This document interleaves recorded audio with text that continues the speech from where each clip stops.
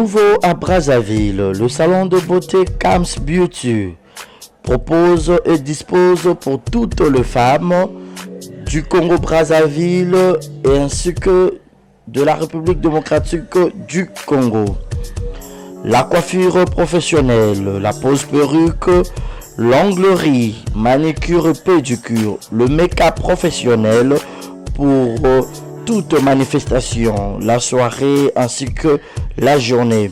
Et la vente de perruques, la vente de produits cosmétiques et divers. Le salon de beauté Kams Beauty se situe sur 123 rue Ampère, Bakongo. Le salon de beauté Kams Beauty se situe sur 123 rue Ampère, Bakongo. Venez nombreux, vous ne serez jamais dessus. Salon de beauté Kams Beauty. La différence parmi tant d'autres.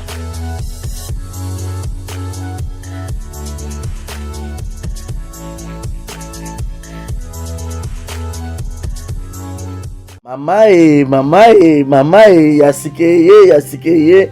Ah, désormais, na Kinshasa, restauré za moko.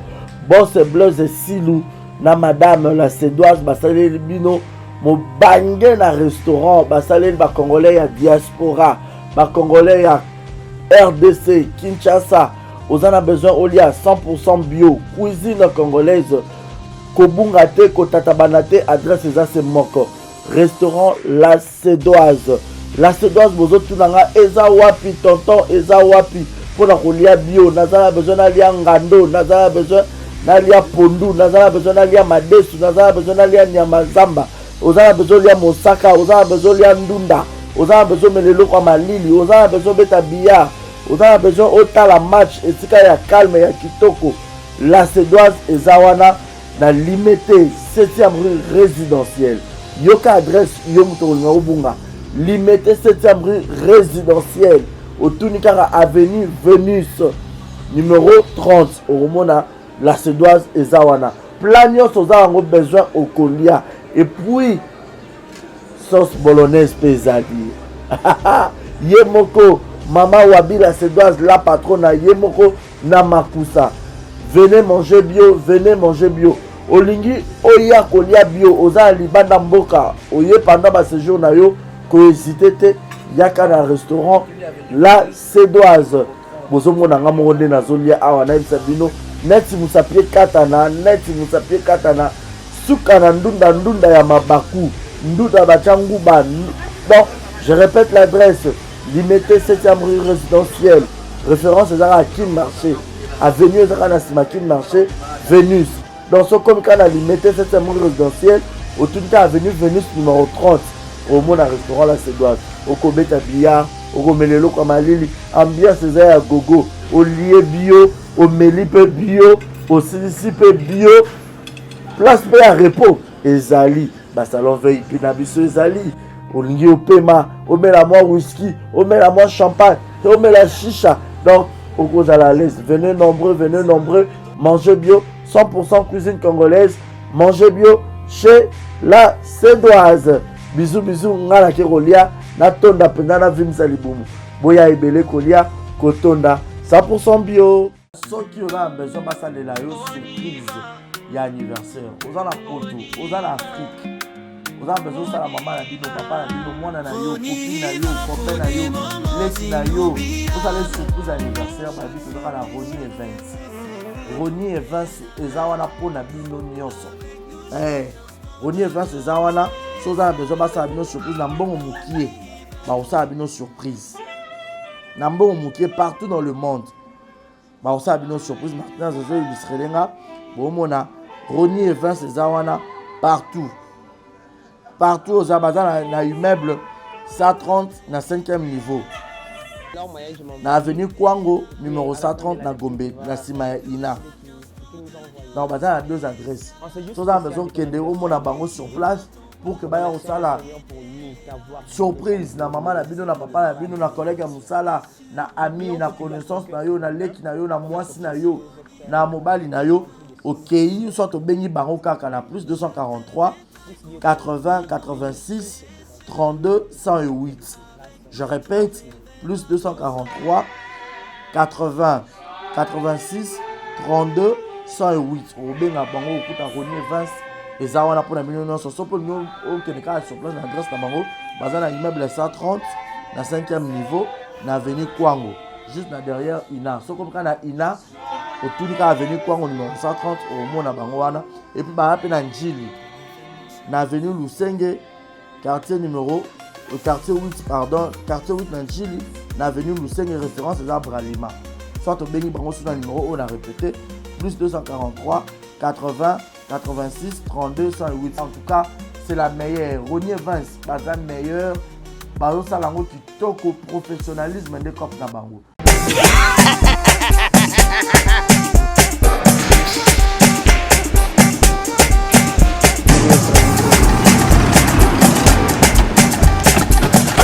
Awa nzamina na ebi tusiku shuba kolonzo mbongo ekomi bwendeni awa ka place makemba bayibinga mbongo. Nada, qu'est-ce qui se passe? Nasubi na bilamba Nada, makambo mbongo salango awa. namona keza ka loki na yo tuno sa nini o eza chance à transfert nde na pie mbongo nyonso de Nada, agence ya transfert na nzela. abaki équipe adresse te ezala olikamba mbongo yeboko. Ce n'est pas possible. Nada, moni na fimbo. Babisi awa zera 10 minutes opiso tumu na pataja sa telefone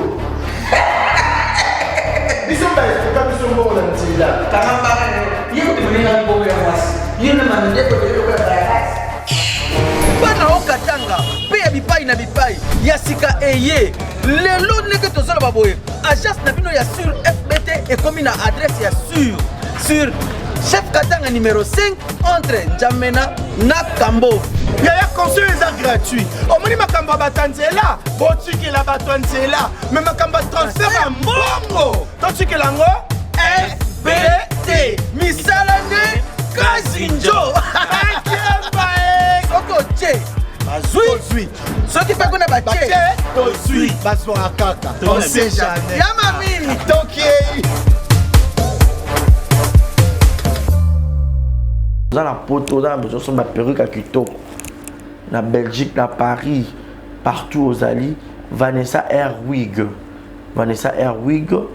Trocha numéro 9 on a na scène. Na olo babonde de olo sur ma perruque. On a bon mona. Ba sorte nion sur ma perruque à Kitoko. Ba coupe ya milai. Vanessa Airwig. Aza on a na prix moko abordable. Rosso ma perruque na yo. Rocha robima chic robima ngebu. Bonjour, bonsoir, c'est moi Brand Cosmétique. Naiko la Sabino va produit na biso. Des beaux hommes nga moko sans maquillage. Eza crème na biso yelongi. Oyo nga moko na sela kango. Donc c'est très efficace, c'est très bien.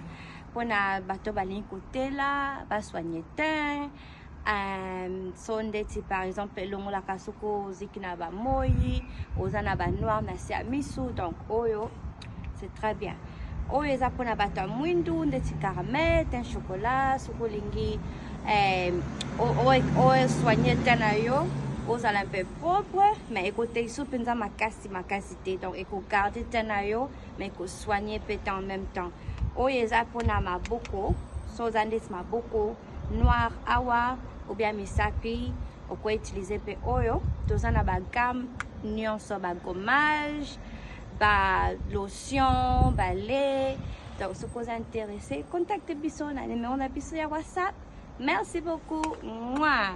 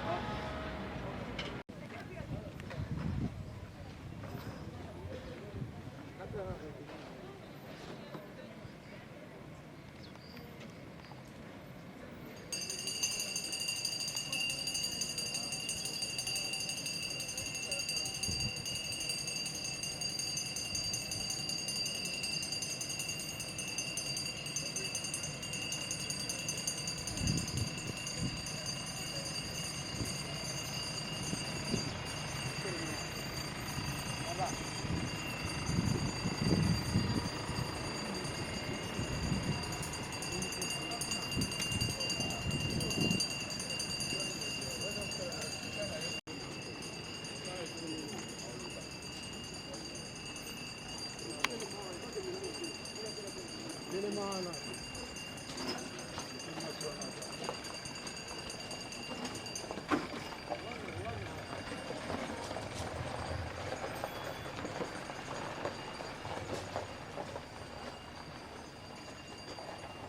de vous asseoir.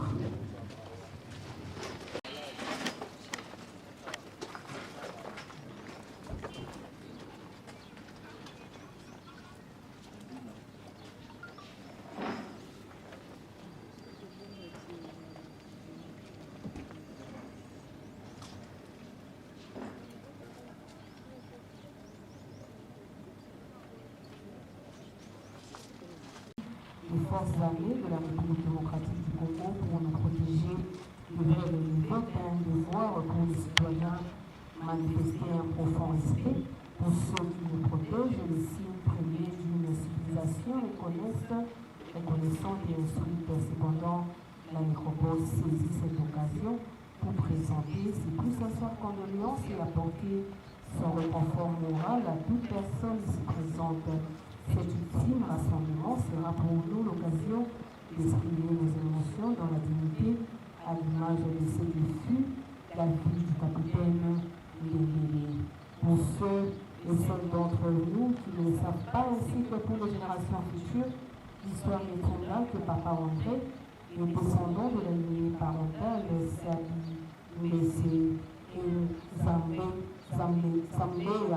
Anne, originaire du village Okulubi, secteur de Bangondo, territoire de Businga, de la ville, province forestière du Nord, Ubangui, la vie de jour, le jeudi 22 août 1968.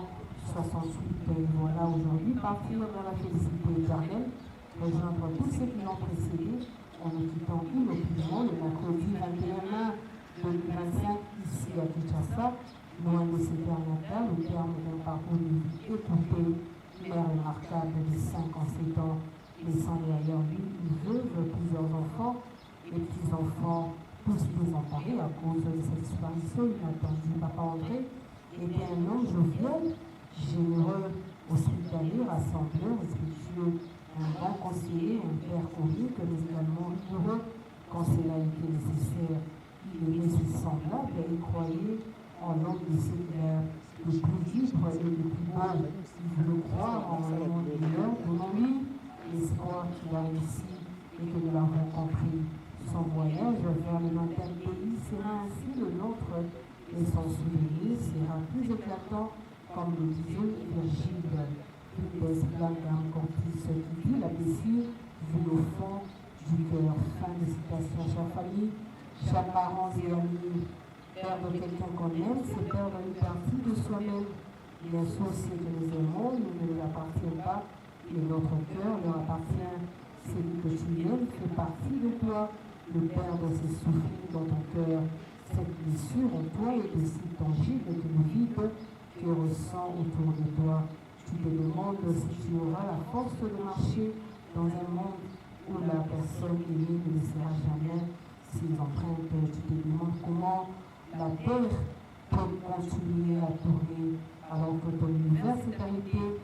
Tu parles un silence, le langage de l'âme et ton cœur s'efforce de comprendre ce que la personne ne peut comprendre. Les pensées spirituelles, les convictions religieuses, la philosophie sans impuissante mérite tes blessures.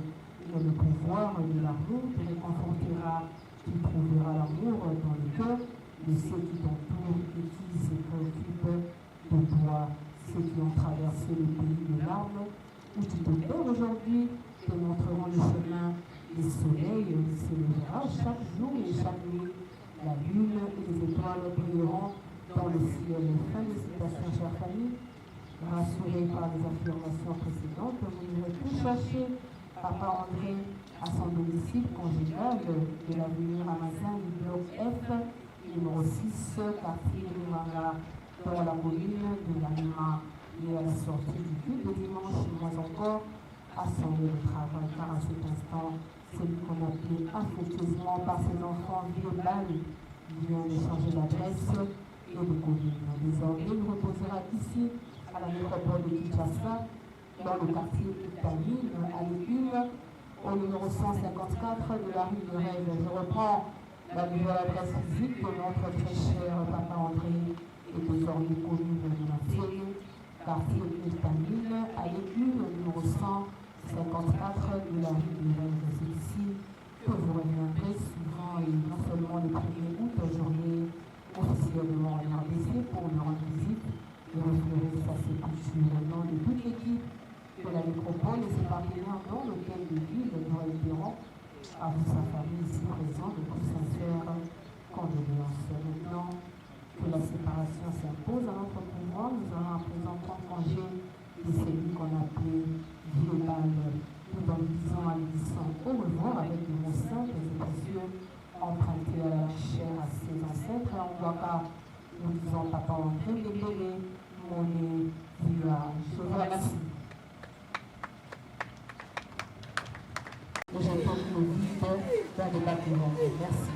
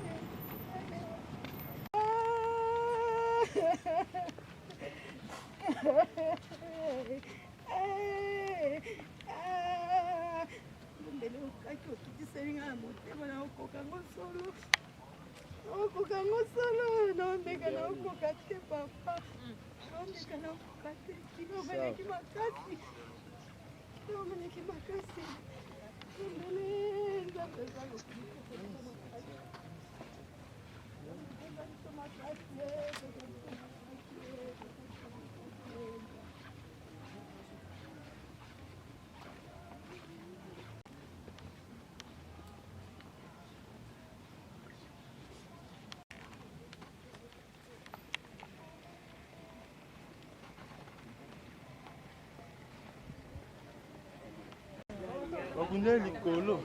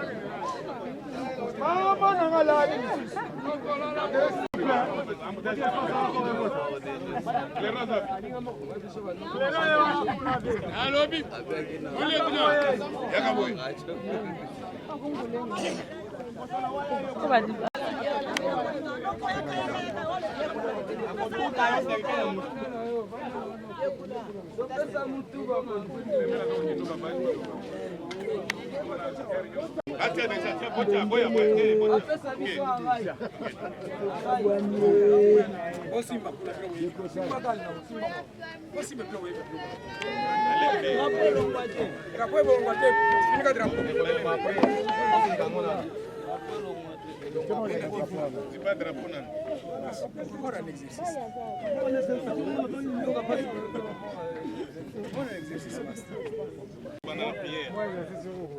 D'abord la prière et puis...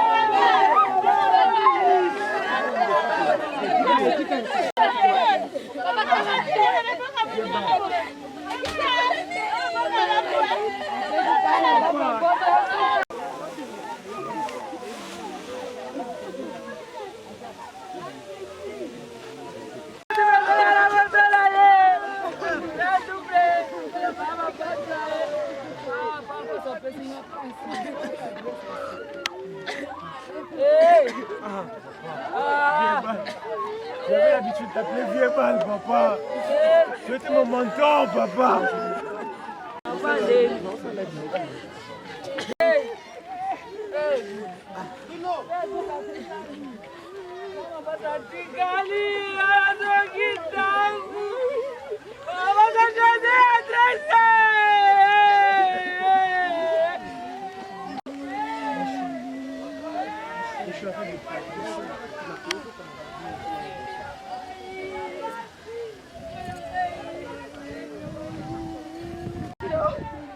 Aujourd'hui, je suis orpheline de père. C'est pas si beau. Donc, on dit que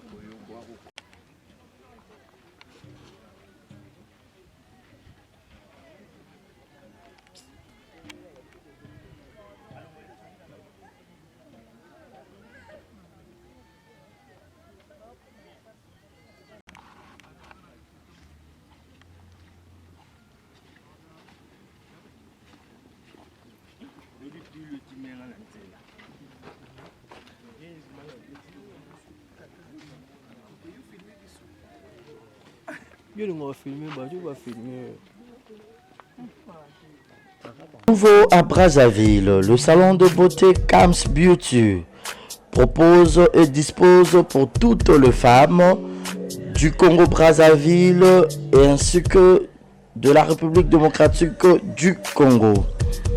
La coiffure professionnelle, la pose perruque, l'onglerie, manicure et pédicure, le make-up professionnel pour toute manifestation, la soirée ainsi que la journée. Et la vente de perruques, la vente de produits cosmétiques et divers. Le salon de beauté Kams Beauty se situe sur 123 rue Ampère Bakongo. Le salon de beauté Kams Beauty se situe sur 123 rue Ampère Bakongo. Venez nombreux, vous ne serez jamais indécis. Salon de beauté Kams Beauty. La différence parmi tant d'autres.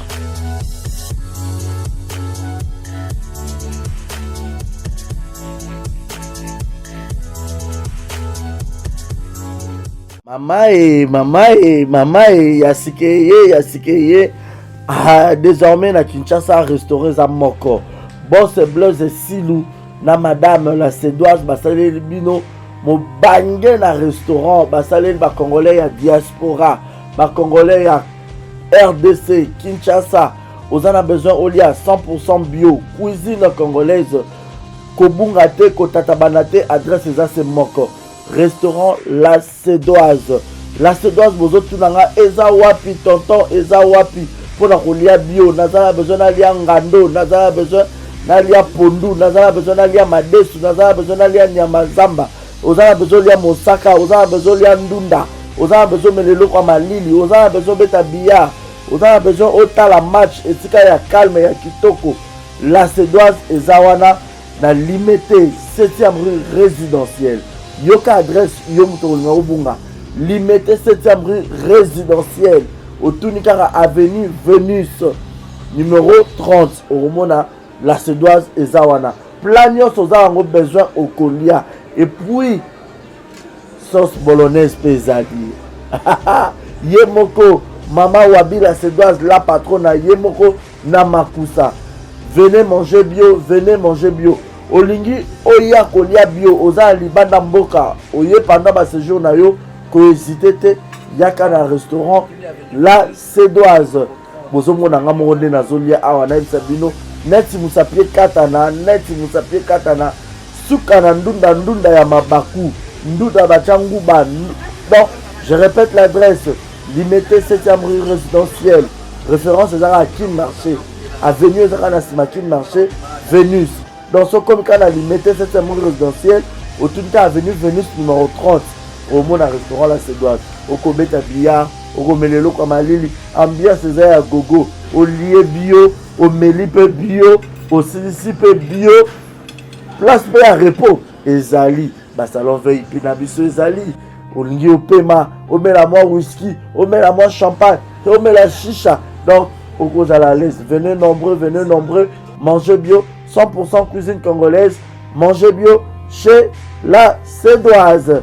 Bisous, ngala kerolia, na tonda pendana vimsa libumu.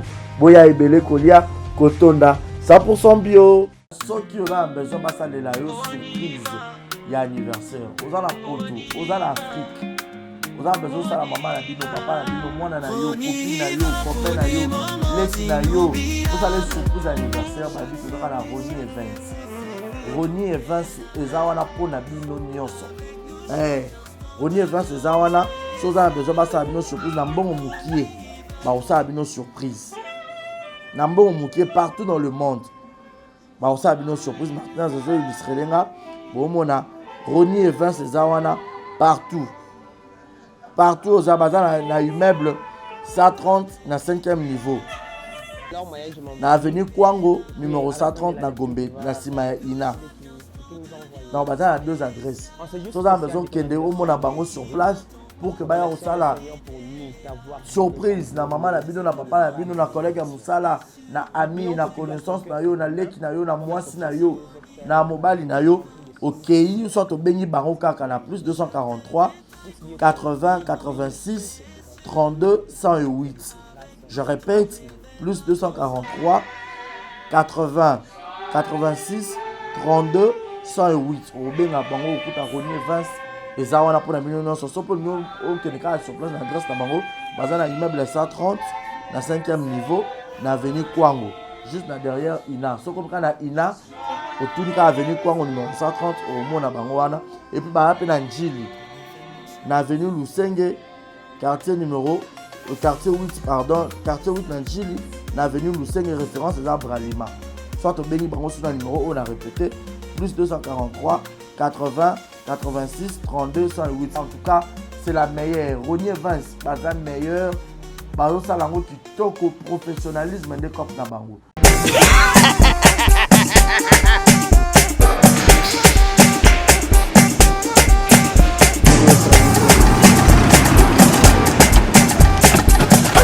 Awa nzamina na ebi tusiku shuba kolonzo mbongo ekomi bwendeni awa ka place makemba bayibinga mbongo.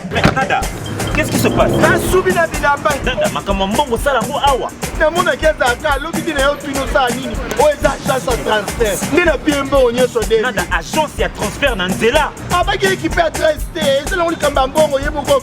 Ce n'est pas possible. Nada, moni na fimbo. Na biso awa ja eminent opiso tsumu na bataja sa telefone